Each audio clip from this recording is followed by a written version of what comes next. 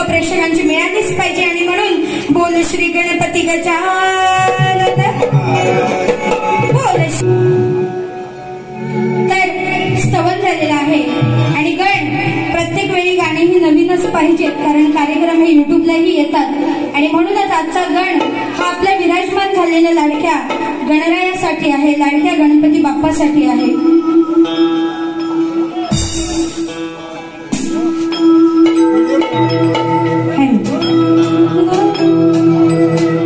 आणि म्हणून गण काय सादर करत आहे, लक्ष असू द्या.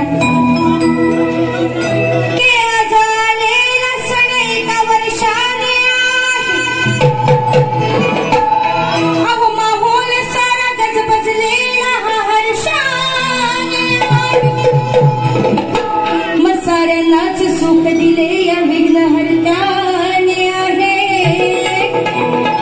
म्हणून करूया साजरी गणेश चतुर्थी, कारण जनता सुखी त्याच्या पदस्पर्शाने आहे. आणि म्हणून गणाला आळवताना काय म्हणायचं आहे. आणि प्रत्येक वेळी किशोर सणस बुवांना माझ्या चाली प्रचंड आवडतात. तसंच यावेळी मी बुवा चाल घेतलेली आहे बघा काय. हमें तुमसे हुआ है प्यार, हम क्या करें, आप ही बताओ हम क्या करें. आला आला हो भुवरी गणराज घरी, त्याच्या आगमनाची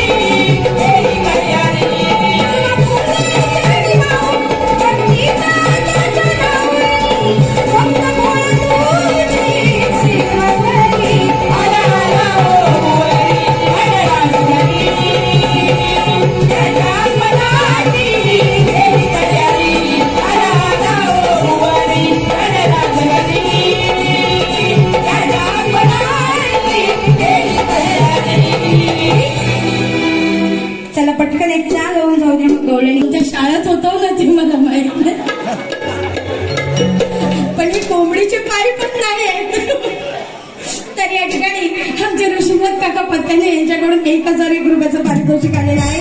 त्याचप्रमाणे पायल पत्त्याने यांच्याकडून 1001 रुपयाचं पारितोषिक आलेलं आहे. आम्ही नाच मंडळ आभारी आहोत. धन्यवाद. तर आता बघा स्तवन आणि गाण झालंय बरोबर. मग आता गवळण आहे बरोबर ना. मग आता बुवाला कशी घासून घ्यायची का नाही. खदलव म्हणजे खदलव काय असा खदलवीन की तुम्ही बुवा बदलवाल या. तर आता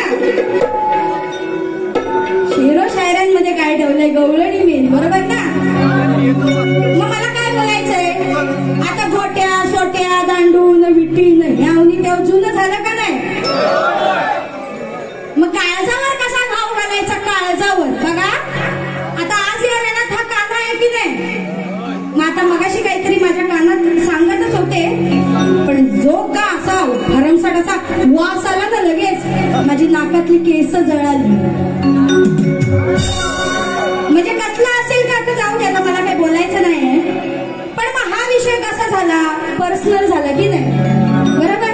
इथे कल्पेश ओरपे आलेला आहे त्याला सुद्धा मानाचा मुजरा. तर हा पर्सनल विषय बरोबर वैयक्तिक विषय. ज्याला लागते तो पितो ज्याला नाही लागत तो नाही. पण जर मी ह्याच्यावरून बुवाला बोलले तर बुवाला झोंबर काय हो झोंबर ना. झोंबणार म्हणजे झोंबणार का नाही. पण मला बुवाला बोलायचंच नाही. मला त्या कान्हालाच बोलायचंय. आपण काय म्हणतो एखाद्याला याचं पोट लय टून झालंय आता बरोबर ना. इथे माझा महिला वर्ग पण आहे त्यांच्याकडून पण रिस्पॉन्स येऊ द्या. बघा कार्यक्रम सर्वांनी एन्जॉय केला पाहिजे फक्त पुरुषांनी नव्हे. म्हणून त्या गोट्यानं विटीनं हे आणि तेव्हा आपण काढणारच नाही. महिलांनी पण एन्जॉय करता आला पाहिजे. पण कसं या बुवाला ना तिथं जळला पाहिजे. इथं पार अन्न वर्ण बुवा करपाटला पाहिजे अशी गवळण लावायची. तर आता बघा कसं अरे धक धक होत काळी चाल बुवानं सांगितलं. बऱ्याचदा काय होतं बुवांना मी ज्या चाली देते त्या चालीत बुवा मला कटिंग देतच नाही. म्हणतात ते काय तू गातेस ते काय ते. पण बुवा म्हणून मुद्दाम चाल सांगितली हो. म्हणतो दही दे मला आणि दूध दे मला. बघा कोण म्हणतोय हा कान्हा म्हणतोय दही दे मला आणि दूध दे मला. किती पण हांड्या फोडून यान खाल्ला नसेल ना किंवा चोरून जरी खाल्ला नसेल ना तरी याचं पोट कधी ना कधी रिकामीच असतं. मग हा काय करतोय यशोदे माईला म्हणतोय मला दे ना जरासं दही दे ना मला जरासं दूध दे ना. यशोदे माई दे ना मला खायला दे ना मला भूक लागली. मग ती राधा काय सांगते माई याला देऊ नको हा अधिक टून आहे. पण तो कसा टून आहे ते बघा. म्हणतो दही दे मला आणि दूध दे मला. मग तो सारच नेहमी स्वतःहून ओ सणस बुवा या तुमच्या काळीच चिरणार आहे आज मी. मग तो सारच नेहमी स्वतःहून मग पिऊन पिऊन झालंय टून. बघा काय दही दूध पिऊन टून. पत्त्याने काका हसते काका. बघा विषय शक्तिदेव म्हणजेच हे आहे की नाही मला सांगा. काळजावर घाव घालायचा बाकी सोडा त्याच्यावर काय वार करायचं त्याच्या काळजात चिरायचं. गाणं कसं काळजात घुसलं पाहिजे. तुम्ही घाणेरडं बोलून याच्यावर चढवणार तुला तो चढवणार हा चढवणार तेच येणार यांना. बघा तुम्ही आता इथं येऊन त्यांची गाणी तीच असणार तुरेवाल्यांची. पण नवीन विषय कसा काढायचं. हा पिऊन पिऊन झालाय काय दही दूध पिऊन. मग हे कोण सांगतंय हा पिऊन पिऊन झालाय सांगते गवळ्या घरची सून. पिऊन पिऊन झालाय सांगते गवळ्या घरची सून.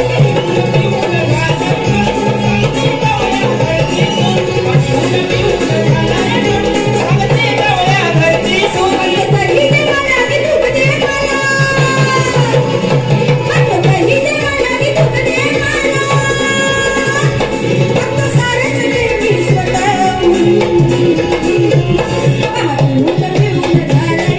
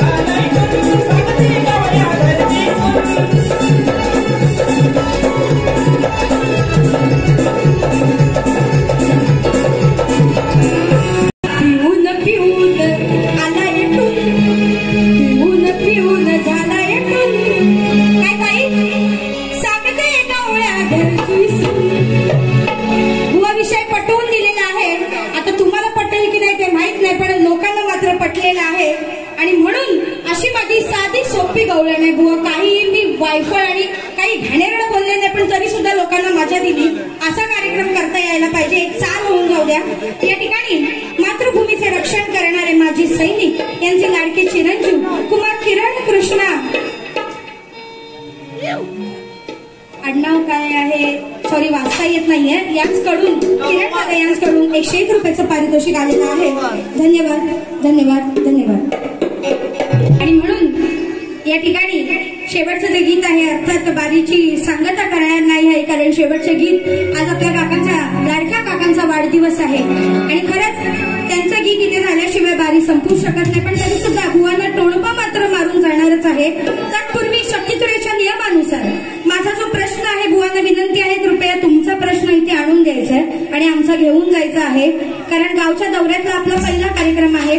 मुंबईला आपण बरेच कार्यक्रम केले, परंतु गावी रीतिरिवाजाप्रमाणे नियमाप्रमाणे तुमचा प्रश्न आला पाहिजे आणि आमचाही घेऊन जा. आणि येथे बसलेल्या माझ्या सर्व ज्ञानी रसिक प्रेक्षकांसाठी माझा प्रश्न सांगत आहे की विराट राजाच्या नगरीत विराटेश्वर नावाचे शिवमंदिर आहे. त्याची उंची किती, तेथे एक वृक्ष आहे, त्या वृक्षाचं नाव काय आणि त्या वृक्षाचं महत्व काय, असा माझा अगदी साधा सोपा आणि सरळ प्रश्न सणस बुवांना आहे. जमलं तर बघा, अन्यथा विषय नाही फोडलं तरीही चालेल. उगाच फापड पसारा थातूर मातूर काही, जसं तुम्ही फापड पसारा बोलताना बोलण्यात जसे तुम्ही पटाईतात ना, तसं उत्तराच्या बाबतीत करू नका. उत्तर मात्र ग्रंथ आधारित द्या. तर आता शेवटचं गीत शास्त्रीय पद जे आहे,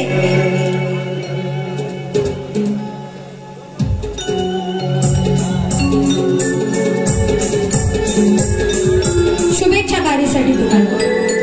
तर आता शास्त्रीय पद जे आहे तो विषय आहे रावणाचा, की रावणाने एका स्त्रीच्या पायी हव्यास केला, आशा धरली, ती म्हणजे सीता माता.